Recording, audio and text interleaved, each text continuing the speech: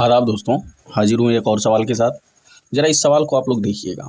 सवाल है कौड़ी में 0.49 बटा 0.25 प्लस कौड़ी के अंदर 0.81 बटा 0.36 बराबर है। इसमें 4 ऑप्शन दिए हुए हैं, किसके बराबर ये आपको बताना है। पहले ही एक इंटरेस्टिंग फैक्ट आपको बता रहा हूँ। यहाँ पे जो 0.49 लिखा हुआ है, इसका जब स्क्वायर रूट आप याद करेंगे तो 7 मिलेगा प्लस में।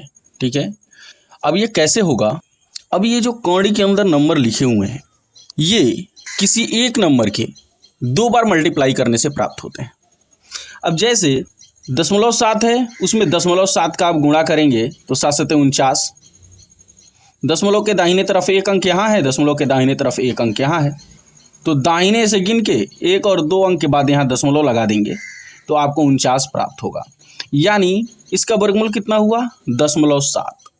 तो आप यहाँ 0.7 लिख सकते हैं बटा उसी प्रकार से अब यहाँ 0.5 का गुणा 0.5 में करने पर 25 होगा और दशमलव के दाहिने तरफ एक एक अंक है यानी 2 अंक हैं, तो दाहिने से 2 अंक गिन के आप यहाँ दशमलव लगा लेंगे। यानी 0.25 का वर्गमूल कितना मिलेगा आपको? 0.5 मिलेगा। तो आप यहाँ उसको लिख लेंगे प्लस इसी प्रकार से यहाँ 0.9 हो जाएगा और इसी प्रकार से यहाँ 0.6 हो जाएगा। अब देखिए ये जो दशमलव में संख्याएं लिखी हुई हैं यहाँ पर, आप इसको पहले भिन्न में बना लेंगे। यानी 7/1, दशमलव के दाहिने तरफ एक अंक है तो 1 0 यहाँ बढ़ा दीजिए, बटा यहाँ पर भी इसी प्रकार से करिए। 5/1, दशमलव के दाहिने तरफ एक अंक है तो 1 0 यहाँ भी बढ़ाइए, प्लस यहाँ देखिए 9/1 लिखिए यहाँ पे और दशमलव के दाहिने तरफ एक अंक तो 1 0 यहाँ भी बढ़ा दीजिए। इसी प्रकार से यहाँ आप 6/10 लिख लीजिए।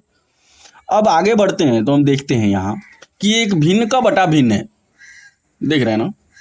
तो नीचे वाला भिन्न जो होता है वो पलट जाता है, यानी आप लिखेंगे 7/10 ये वाला भिन्न यहाँ इंटू 10 ऊपर चला गया और 5 नीचे चला आया, प्लस यहाँ पर भी उसी प्रकार से कर लेंगे, यानी 9/10 इंटू 10/6। समझ रहे हैं, इस सवाल में बहुत छोटी छोटी बातों का इस्तेमाल किया गया है जो क्लास 8 तक पढ़ाया जाता है। आप किसी भी क्लास में हैं तो ये सवाल सीख लेने से बदहज़मी नहीं होगी। आगे चलते हैं हम लोग। यहाँ देखिए 10 से 10 कैंसिल, यहाँ भी 10 से 10 कैंसिल हो गया। अब आप देख सकते हैं यहाँ पे जो 7 लिखा है, ठीक है, वो 0.49 के लिए है और यहाँ पे जो 5 लिखा है ये 0.25 के लिए है। अगर इतना इसमें आप जानते हैं तो डायरेक्ट आप लिख सकते हैं 0.49 का वर्गमूल कितना? 7 और नीचे आप 0.25 का वर्गमूल 5 लिख लेंगे। लेकिन इतना ये जो बीच में लिखा हुआ है, ठीक है, ये सारी बातें आपको इसके कैलकुलेशन के बारे में जानकारी होना आवश्यक है। अब हम यहाँ लिखेंगे 7/5 प्लस यहाँ पर अभी भी कुछ कटेगा, यानी 3 3 जा 9, 3 2 जा 6, यानी यहाँ से 3 बचा और यहाँ से 2, यानी 3/2। अब देखिए ये क्लास 5 का सवाल हो गया, यानी फ्रैक्शन को क्या करना है? ऐड कर लेना है। अब देखिए कितना सिंपल बात है। यहाँ पे आप क्या करेंगे? एलसीएम ले लेंगे। 5 और 2 का एलसीएम कितना हो गया? 10, 5 दूना 10, 2 बार में गया, 2 सते 14 प्लस 2 पचे 10, 5 तिहाई 15। अब यहाँ ये दोनों जुड़ गया, 14 और 15 29 हो गया और बटा 10।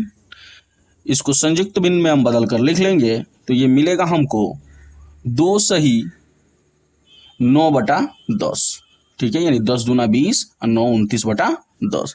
इस तरह से हम देखते हैं कि जो ऑप्शन सी लिखा हुआ है वो क्या है? सही है।